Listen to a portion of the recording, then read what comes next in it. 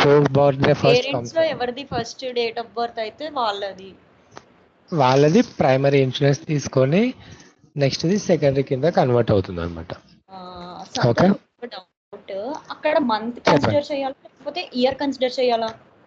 ఇప్పుడు ఏంటండి ఫాదర్ ఇవే సపోజ్ డేస్ తో సహా ఉంటుందండి. అంటే మీకు ఫాదర్ది ఫర్ సపోజ్ ఆగస్ట్ 1990 అని ఉండి, మదర్ది మార్చ్ 92 అని ఉంటే, యాజ్ పర్ ఇయర్ అయితే ఫాదర్ది ఫస్ట్ వస్తుంది, యాజ్ పర్ మంత్ అయితే మదర్ది ఫస్ట్ వస్తుంది కదా, అప్పుడు ఏది కన్సిడర్ చేయాలి? ఎవరి ఏజ్ పెద్దగా ఉంటే వాళ్ళండి. ఇప్పుడు అంటే మనం ఏజ్ ఇప్పుడు ఫర్ ఎగ్జాంపుల్ చెప్పండి, డేట్స్ చెప్పండి ఒకసారి, నేను చెప్తాను. ఒకవేళ ఆగస్ట్ 1990 ఫాదర్ది, ఫాదర్ది ఓకే, 1990 ఇయర్, మంత్ వచ్చి 99 ఆగస్ట్, ఓకే. మదర్ది అండి, మదర్ది వచ్చి మార్చ్ మంత్, మదర్ది వస్తుందండి 1990 కదా ఇది కూడా. 1992 ఇయర్. 1992 ఇయర్ వేరు మళ్ళీ. సో ఇది ఇయర్ ఫాదర్ది చేయాలా? తీసుకుంటాను. ఎవరిది ప్రీవియస్ ఫస్ట్ ఎవరిదైతే స్టార్ట్ అవుతుందో వాళ్ళదేనండి. ఓకే. స్టార్ట్ మంత్ సంబంధం, ఎవరిదైతే ఫస్ట్ స్టార్ట్ అవుతుందో వాళ్ళతోటి అనమాట. ఇన్ కేస్ సేమ్ అంటే మీ ఉందంటే ఏజ్ లో ఫస్ట్ కదా నాకు ప్రియారిటీ. చెప్పండి. ఏజ్ అని కాదు, అంటే ఇప్పుడు ఏజ్ అంటే ఇప్పుడు వీళ్ళే పెద్ద కదండి. ఇప్పుడు ఏజ్ ప్రకారం ఏజ్ అంటే ఎవరు తీసుకుంటే 90 పెద్ద ఫాదర్ కదా, 90 పెద్ద. 90 పెద్ద. అదే ఎవరు పెద్దది ఉంటుందో ఎవరు అంటే ఇన్సూరెన్స్ నేను ఏ చెప్పలేదు, ఇన్సూరెన్స్ కార్డు స్టార్ట్ డేట్ చెప్పాను అనమాట. ఎవరిది ఎన్రోల్మెంట్ ది ఫస్ట్ ఉంటుందో డేట్ ఆఫ్ బర్త్. ఓకే, అంటే ఏజ్ తో సంబంధం లేదా? కన్ఫ్యూజ్ అయ్యారా? ఎలా ఉంటుందంటే అండి, కార్డు యొక్క వ్యాలిడిటీ ఎలా డిసైడ్ చేస్తారంటే, for example date of birth ఇలా ఉంటుంది. ఏ ఇన్సూరెన్స్ కార్డు తీసుకున్నా కానీ వాళ్ళు డిసైడ్ చేసేది ఎలా అంటే, ఫర్ ఎగ్జాంపుల్ 10/08/1990 అనేది డిఓబి అండి. ఓకేనా, డిఓబిది. ఓకే, సో కార్డు వ్యాలిడిటీ ఎప్పటి నుంచి స్టార్ట్ అవుతుందంటే 11/08/1991 అండి. ఎగ్జాంపుల్ చెప్తున్నాను, ఈ డేట్ నుంచి స్టార్ట్ అవుతున్నాడు. ఇయర్ ఇగ్నోర్ చేయండి, ఏ ఇయర్ అనేది మీకు ఏ ఇయర్ తీసుకుంటే ఆ ఇయర్ వస్తుందండి. డేట్ ఆఫ్ బర్త్ కదా, మీకు ఇవి సేమ్ ఉంటాయండి. ఇవి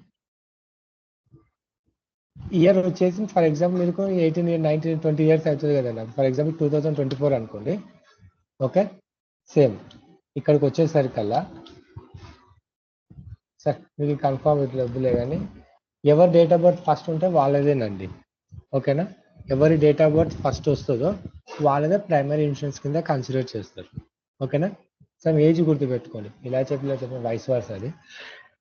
ఓకేనా, ఏజ్ గుర్తుపెట్టుకోండి, ఎవరి డేట్ ఆఫ్ బర్త్ ఫస్ట్ వస్తుందో. ఓకే, చూడండి మీకు ఇక్కడ చూపిస్తుంది, ఎవరి date of birth, birth rule అంటే ఏంటండి, అదే కదండి. ఎవరి డేట్ ఆఫ్ బర్త్ అయితే ఫస్ట్ వస్తుందో వాళ్ళదనమాట. The birth rule is automatic.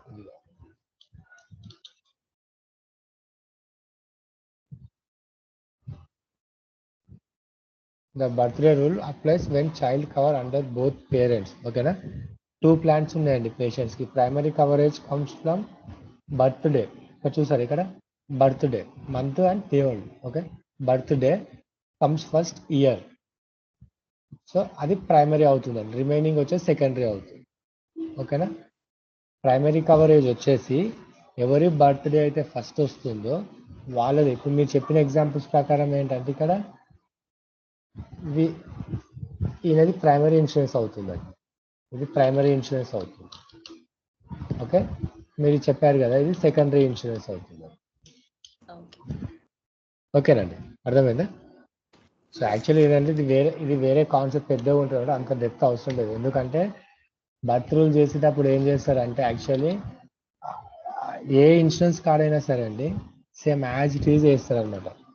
Me date of birth date month నుంచి స్టార్ట్ అవుతుంది అనమాట. సో అది ఎక్స్ట్రా అవసరం లేదని చెప్పట్లేదు. ఇక్కడ ఎలా ఉంటుందంటే ఫర్ ఎగ్జాంపుల్ 2024 అనుకోండి. సో సేమ్ ఉంటాయండి, ఒక రోజు అటు ఇటు ఉంటుంది అనమాట. 1 డే బిఫోర్ అయినా ఉంటుంది, సార్ 1 డే ఆఫ్టర్ ఉంటుంది అనమాట. 10 అయినా అయ్యి ఉండొచ్చు, లేదా కొందరు అయినా 10 తీసుకుంటారు, కొందరు 11 తీసుకుంటారు. ఇయర్ ఒక్కటి చేంజ్ అవుతుంది అనమాట. సో అది, సో ఇది అవసరం లేదు, దీనికి వేరే కాన్సెప్ట్, ఇది వేరే టెర్మినాలజీ వస్తుంది చెప్పారు. ఇంటర్వ్యూ ప్రాస్పెక్ట్లు అడిగేది మాత్రం ఇంతేనండి. ఓకేనా, క్లియర్ అండి. 1990 అండి ప్రైమరీ Yes. వచ్చేసి. Clear, okay, Santosh. సో ఈరోజు ఏంటంటే మనం మెడికల్ టర్మినాలజీ నేర్చుకున్నాం.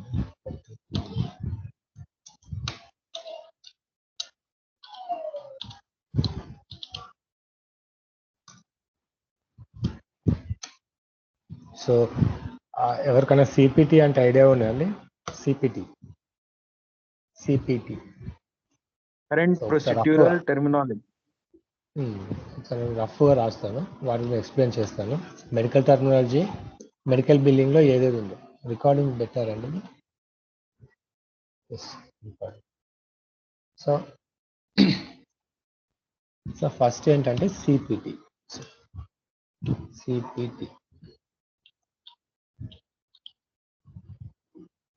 Current procedural terminology.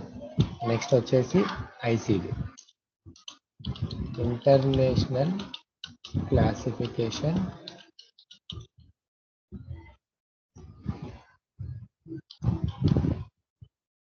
Diseases. Okay, international classification diseases and then modifier. ఇది ఇంపార్టెంట్, ఇవన్నీ ఇంపార్టెంట్ అండి, కంపల్సరీ క్వశ్చన్స్ అవుతాయి. మాడిఫైయర్స్. ఓకే, సిపిటి అంటే ఏంటి, ఐసిడి అంటే ఏంటి తెలుసుకుందాం. సో ఫస్ట్ ఏంటంటే మనం సిపిటి అని.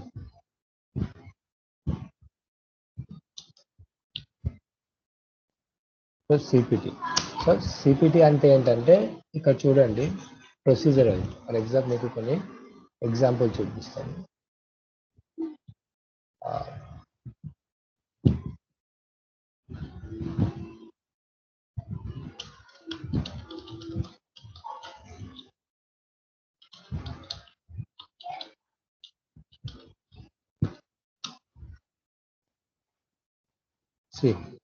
ఇక్కడ చూడండి, hernia, gall bladder surgery, liver surgery, pancreas surgery. నేను ఓన్లీ ఎగ్జాంపుల్ కోసం చెప్తున్నాను. Cardiac arrest. So except disease తప్ప ఏదైతే సర్వీసెస్ ఉంటుందో వాటన్నిటిని ప్రొసీజర్సే అంటారండి. ఓకేనా, లైక్ ఆపరేషన్స్, దీని కింద ఏమేమి వస్తాయి అంటే ఆపరేషన్స్, ఎనీ ఆపరేషన్స్ అండి. ఓకేనా, operations. Next lab investigations,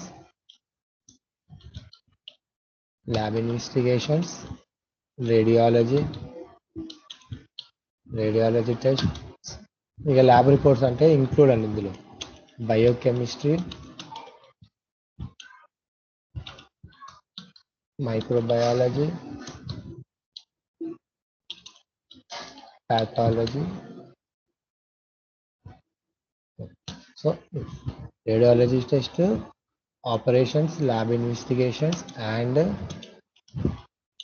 first aid services.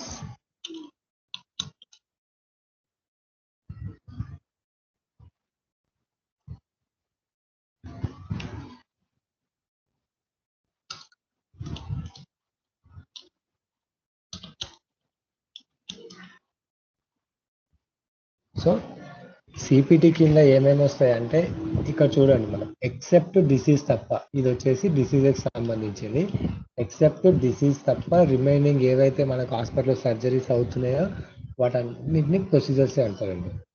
So Syed example చెప్పు, ఏమన్నా కొన్ని సర్వీసెస్ చెప్పు హాస్పిటల్ ఏమవుతాయో.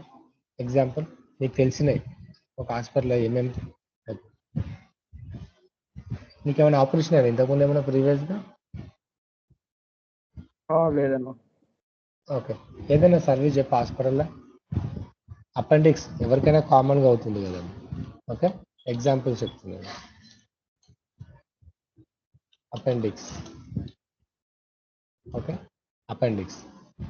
నెక్స్ట్ ల్యాబ్ ఇన్వెస్టిగేషన్లో చూడండి, సిబిపి అవుతుంది. ఇవి కామన్ అండి, మన ఎవరికైనా జరుగుతాయి. సిబిపి, సిఈ, ఎఫ్బిఎస్ అంటే ఏంటండి, fasting blood sugar, complete urine examination, CBP, అన్ని టెస్టులు అండి. ఏవైతే ల్యాబ్ ఇన్వెస్టిగేషన్ టెస్టులు అవుతాయో వాటి అన్ని ల్యాబ్ ఇన్వెస్టిగేషన్ కింద వస్తాయి. ఓకేనా, సో వీటిని ల్యాబ్ ఇన్వెస్టిగేషన్స్ అంటారు or lab procedures. So radiology. So radiology కింద ఏమేమి వస్తాయి అంటే CT scan, okay, CT scan, X-ray, చాలా అండి. ఫస్ట్ ఎయిడ్ సర్వీసెస్ ఏముంటాయి? First aid services dressings, injections. First aid సర్వీసెస్లో డ్రెస్సింగ్, ఇంజెక్షన్స్ ఇంకా చాలానే ఉంటాయి. ఓకే, నెక్స్ట్ ఇంకో కేటగిరీ ఏంటంటే కన్సల్టేషన్స్. ఓకే, కన్సల్టేషన్ అంటే డాక్టర్ని ఇంటరాక్ట్ అవ్వడం. ఓకే, ఆర్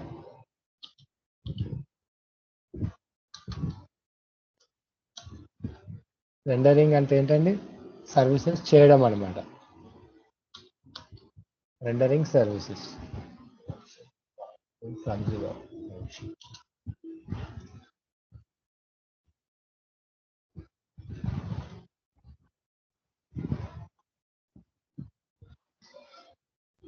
సో సిపిటి అంటే ఏంటంటే కరెంట్ ప్రొసీజరల్ టర్మినాలజీ.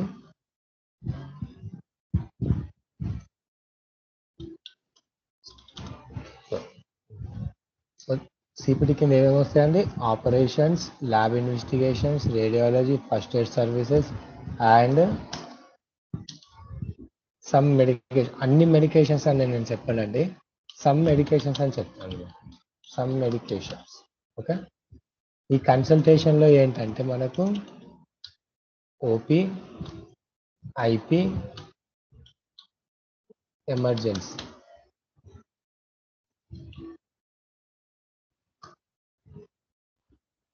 ఓకే, నార్మల్గా సిపిటీలో మనకు ఇన్ని టైప్స్ ఉంటాయండి. సో ఇవన్నిటిని సిపిటీ అంటారు అనమాట. ఇందులో దేనికి సంబంధించిన సర్వీస్ వచ్చినా కానీ దాన్ని సిపిటీ కిందనే కన్సిడర్ చేస్తారు, ఎందుకంటే ఇవన్నీ సర్వీసెస్లు అనమాట. ఓకేనా, ఇవన్నీ సర్వీసెస్. ఓకే, సో ఫస్ట్ వచ్చేసి ఆపరేషన్స్, ల్యాబ్ ఇన్వెస్టిగేషన్ చెప్పాను. Radiology, X-ray reports, CTC test చేయడము. ఫస్ట్ ఎయిడ్ అంటే డ్రెస్సింగ్, ఇంజెక్షన్. కన్సల్టేషన్స్ అంటే ఇక్కడ చూడండి, అవుట్ పేషెంట్ కన్సల్టేషన్. మనం ఎప్పుడైతే రెగ్యులర్గా చెకప్ చేసుకుంటామో డైరెక్ట్ హాస్పిటల్కి వెళ్ళి చెకప్ చేయించుకుంటాం కదండి, 300, 500 ఇచ్చేసి. సో అది OP consultation. In patient consultation అంటే వన్స్ మనం ఒకసారి హాస్పిటల్ అడ్మిట్ అయ్యాక డాక్టర్ రౌండ్స్కి వస్తుంటారు కదండి, డైలీ 2-3 రౌండ్స్కి వస్తుంటారు కదా. సో అలా ఎన్ని సార్లు వస్తే అన్ని టైమ్స్ చార్జెస్ చేస్తారన్నమాట. డాక్టర్ విజిట్స్ అనమాట, nothing but doctor visits. So అది ఐపీ. ఎమర్జెన్సీ అంటే తెలుసు, సమయం ఇన్సిడెంట్ ఇమీడియట్గా అయితే, సో అలాంటి టైంలో వాటి కన్సల్టేషన్ అనమాట. So rendering services. రెండరింగ్ అంటే ఏంటంటే మర్చిపోయానండి ఇంకొకటి, ఇక్కడ ప్రొవైడర్లో రెండరింగ్ ప్రొవైడర్ అని అంటారండి. రెండరింగ్ ప్రొవైడర్ అంటే ఎవరంటే ఎవరైతే సర్వీసెస్ డన్ బై అన్నమాట, ఎవరైతే సర్వీసెస్ చేస్తారో. ఓకే, సర్వీసెస్ ఎవరైతే చేస్తారో వాళ్ళని రెండరింగ్ ప్రొవైడర్ అంటారు. ఓకే, రెండరింగ్ ప్రొవైడర్ అంటే సర్వీస్ ఎవరైతే చేస్తారో వాళ్ళని రెండరింగ్ ప్రొవైడర్ అంటారు. Service what ever it is, consultation అయినా అయి ఉండొచ్చు, సమయం ప్రొసీజర్ అయినా అయి ఉండొచ్చు, ఏదైనా అయి ఉండొచ్చు. ఓకే, సో మనకి ఇందులో ఏంటంటే మెయిన్ మనకు అరౌండ్ ఒక 1 lakh సిపిటీస్ ఉంటాయండి ఎగ్జాంపుల్. ఓకే, 1 lakh సిపిటీస్ ఉంటాయి. మనం ఈ 1 lakh సిపిటీస్ని గుర్తుపెట్టుకోవాలంటే కష్టమే కదండి. ఇప్పుడు ఇన్నిటికీ 1 lakh సిపిటీస్ మనం ఎలా గుర్తుపెట్టుకుంటామండి? గుర్తు పెట్టుకోలేము. సో అందుకని ఏంటంటే వాటిని కేటగిరైజ్ చేశారనమాట. ఓకే, ఇది అర్థమైందండి సిపిటీ అంటే ఏంటో. మెయిన్ ఇందులో సిపిటీలో ఏమేమి కవర్ అవుతాయో ఫస్ట్ ఆఫ్ ఆల్ ఇది అర్థమైందండి, సిపిటీలో ఏమేమి కవర్ అవుతాయో. ఓకే, సో మనకేంటంటే ఆల్మోస్ట్ ఒక 1 lakh సిపిటీస్ మనకు ఉన్నాయండి. ఆ 1 lakh సిపిటీస్ మనం గుర్తుపట్టలేం. సో ఇంటర్వ్యూలో ఇవి ఎట్లా అడుగుతారంటే, నీకు తెలిసిన రేడియాలజీ కొన్ని కోర్స్ చెప్పండి అంటారు. ఎందుకంటే మీరు ఎక్స్పీరియన్స్ పెట్టుకొని పోతే మీరు మార్నింగ్ వెళ్ళినప్పటి నుంచి ఈవినింగ్ వరకు, ఫర్ ఎగ్జాంపుల్ టార్గెట్ ఎలా ఉంటుందంటే అండి రియల్ టైంలో ఎన్కౌంటర్స్ అంటారు అనమాట. ఎన్కౌంటర్ అంటే ఏంటంటే 1 కేస్ అనమాట. ఓకే, ఎన్కౌంటర్ అంటే 1 case. Or one account. Okay, or one account అన్నమాట. సో ఈ అకౌంట్లో మీరు అంతా నేను ఏదైతే చార్జ్ ఎంట్రీ చెప్పానో ప్రాసెస్ ఎలా ఉంటుందో కేసు ఎంటర్ చేయడము స్టార్టింగ్ నుంచి ఎండ్ వరకు.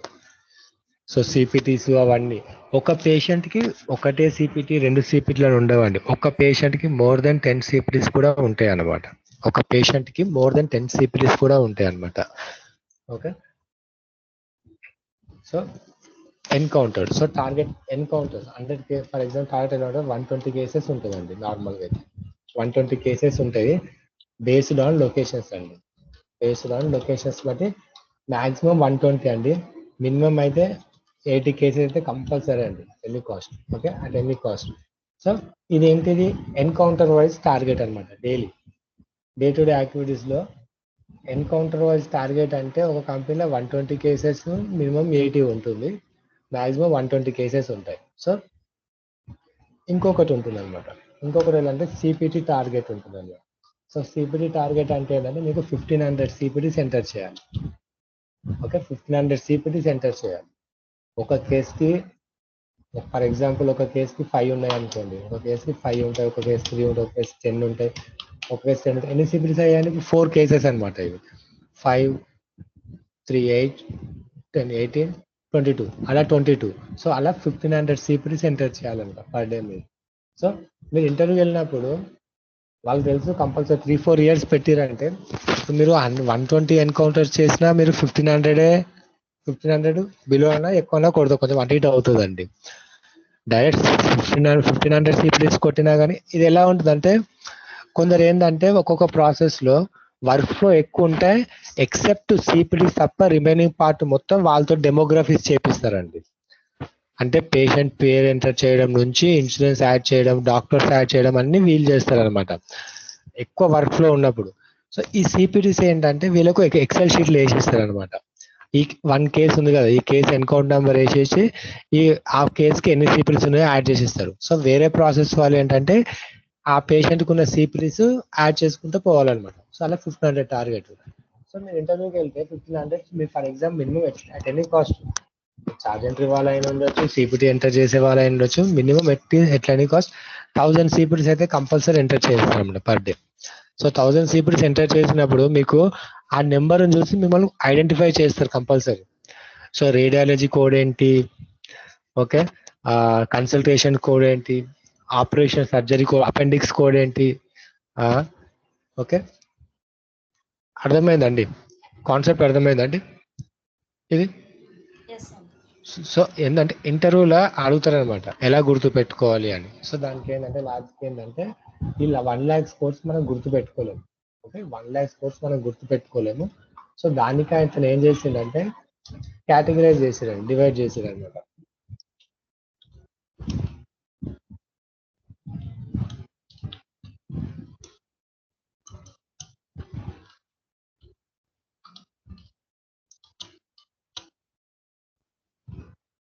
సిక్స్ కేటగిరీస్ అనుకోండి, 6 టైప్స్ డివైడ్ చేశారండి సిపిటీస్. ఫస్ట్ వన్ ఏంటంటే anaesthesia codes. Okay, second one వచ్చేసి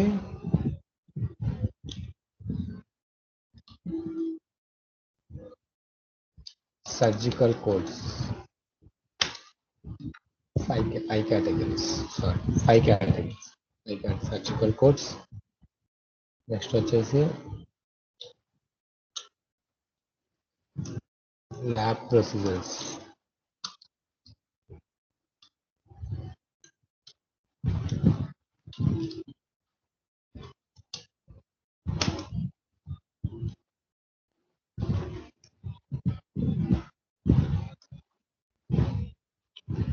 గుర్తుపెట్టుకో, టర్మినాలజీ గుర్తుపెట్టుకోవాలండి. E&M evaluation and management compulsory అండి. E&M కోర్స్ మీకు తెలిసిన ఒక 5 E&M కోర్స్ అని అడుగుతాను. ఈ టర్మినాలజీ గుర్తుపెట్టుకోవాలి. ఎవాల్యుయేషన్ ఏ ప్రాసెస్లో చేశారన్నా కానీ E&M ప్రాసెస్ అని చెప్తే అయిపోతుంది. Evaluation and management and medication. So evaluation management అంటే ఏంటంటే nothing but it is a consultation అండి. సో డైరెక్ట్ కన్సల్టేషన్ అంటారు అనమాట. ఈఎంఎం అంటారు అనమాట. ఎవాల్యూషన్ అంటే ఏంటంటే కొత్త పేషెంట్ అది. So evaluation and management. So ఇది ఏంటంటే కన్సల్టేషన్ కూడా యాక్చువల్ ఇవి. సో ఈ టర్మినాలజీ యుఎస్ టర్మినాలజీ ప్రకారం ఏంటంటే ఈఎంఎం కోర్స్ అంటారండి వాళ్ళు. ఈఎంఎం కోర్స్ అంటే నథింగ్ బట్ కన్సల్టేషన్ కోర్స్ అని గుర్తుపెట్టుకోవాలి. నేను ఇక్కడ చెప్పాను కదా, OP, IP, emergency, rendering services ఇవన్నీ మీకు ఈఎంఎం కోర్స్ కిందకి వస్తాయండి. సో ఫస్ట్ ఆఫ్ ఆల్ ఏంటంటే ఇది ఫస్ట్ వస్తుంది.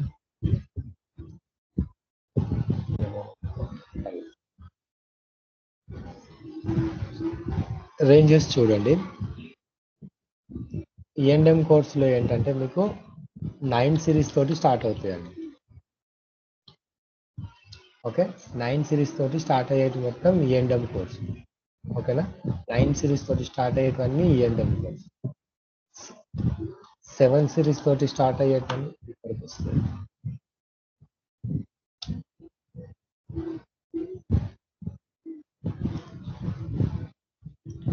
సో 8 సిరీస్ తోటి స్టార్ట్ అవుతుందండి. ఓకే, ఇది 8 సిరీస్ తోటి స్టార్ట్ అవుతుంది. సో ఇంకొకటి సిపిటి డివైడెడ్ ఇంటూ 5 టైప్స్ అని పెట్టాను కదా, ఎన్ని డిజిట్స్ ఉంటుందంటే ఇది ఇట్ కంటెంట్స్ 5 డిజిట్స్ అండి. ఓకే, 5 డిజిట్స్ ఉంటుంది. సిపిటి ఎన్ని డిజిట్స్ ఉందంటే 5 డిజిట్స్ ఉంటుంది. సిపిటిలో 2 టైప్స్ ఉంటాయి. మనం నేర్చుకునేదంటే 5 న్యూమరికల్ 5 డిజిట్స్ సిపిటి ఉంటుంది. ఓకే, సో 8 సిరీస్ తోటి స్టార్ట్ అయ్యేటి మొత్తం ల్యాబ్ ప్రొసీజర్స్ అంటారు. రేడియాలజీ వచ్చేసి 7 సిరీస్ తోటి స్టార్ట్ అవుతుంది. 7 సిరీస్ తోటి స్టార్ట్ అయ్యే కోర్స్ అన్ని రేడియాలజీ. ఇక్కడ ఏంటంటే 1 to below 7 అండి. బిలో 7 అన్ని మీకు సర్జికల్ కోర్స్. సర్జికల్ కోర్స్ అంటే ఏంటండి, ఆపరేషన్ కోర్స్ అనగా సర్జరీస్ సంబంధించిన కోర్స్ 1 to 7. అనస్థిషియా కోర్స్ వచ్చేసి 00 ఒక్క కోడ్ గుర్తుంది కానీ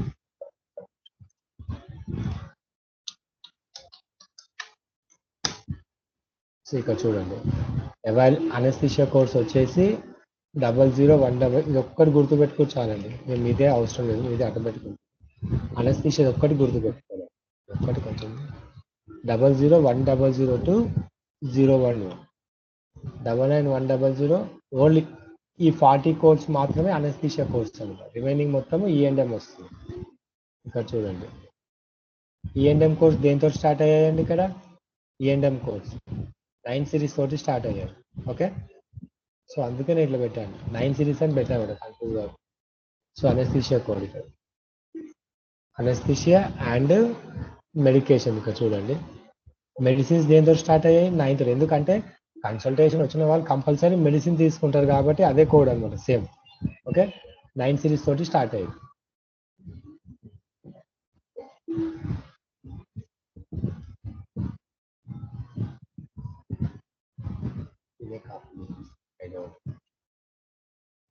నేనేంటంటే కేటగిరీ చేసినప్పుడు 9 సిరీస్ తోటి ఉన్నాయన్నీ ఒక దగ్గర పెట్టేసాను. సో ఎవాల్యూషన్ మేనేజ్మెంట్ 9 సిరీస్ తోటి. ఓకే, అనస్థిషియా వచ్చేసి 00 నుంచి 1 to below 7 అండి. Surgical course 1 to below 7, 1 to below 7 surgical course. Okay, 1 to below 7. Next radiology వచ్చి 7 సిరీస్. ఇక్కడ చూడండి, 700 నుంచి 7 series radiology. Lab procedures pathology or laboratory 8 series. 8 అన్నీ మీకు తెలిసినవి కొన్ని చెప్పండి. పర్మల గారు ల్యాబ్ టెస్ట్లు చెప్పండి చూద్దాం. అది ఏమైనా ల్యాబ్ టెస్ట్లు ఐడియా ఉన్నాయండి మీకు ఏమైనా? ఏదైనా సరే, ఆ బ్లడ్ టెస్ట్ అంటే చాలా ఉంటాయండి. ఏదైనా పర్లేదండి, ఆపరేషన్ అయినా సరే ఏదైనా సరే మనం చెప్పిన ఈ కోడ్ రేంజ్ లో ఉందా చెక్ చేద్దాం. ఏం చెక్ చేద్దాం చెప్పండి? ఎనీవన్ అంటే మీరు చెప్పేది కాన్ఫిడెంట్ ఏంటంటే ఈ రేంజ్ లో ఉందా లేదా మనకు కూడా క్లారిటీ వస్తుంది. So for example complete blood picture ఎవరికైనా అవుతుంది కదండి, blood test, right? Complete blood test నేను ఏం చేస్తాను అంటే సిబిపి సిపిటి కోడ్ అని కొడుతున్నాను. ఇది మనకు 8 సిరీస్ లో రావాలి.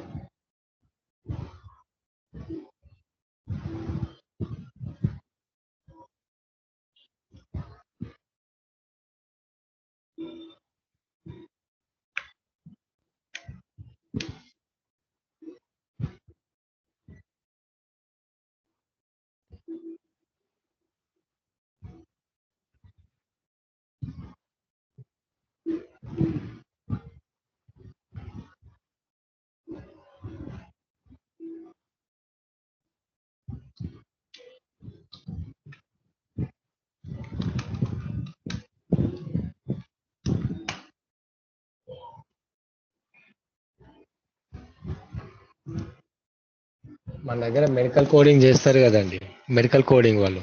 సో వాళ్ళు ఏంటంటే ఈ ఏఏపిసి అయిన ఎగ్జామ్ రాయాలండి. ఏఏపిసి ఎగ్జామ్ రాస్తే వాళ్ళు మెడికల్ కోడ్కి ఎలిజిబుల్ అవుతారు అనమాట. ఎవరైతే ఈ ఏఏపిసి మెడికల్ ఈ సర్టిఫికేట్ చేస్తారో వాళ్ళు మెడికల్ కోడ్కి ఎలిజిబుల్ అనమాట.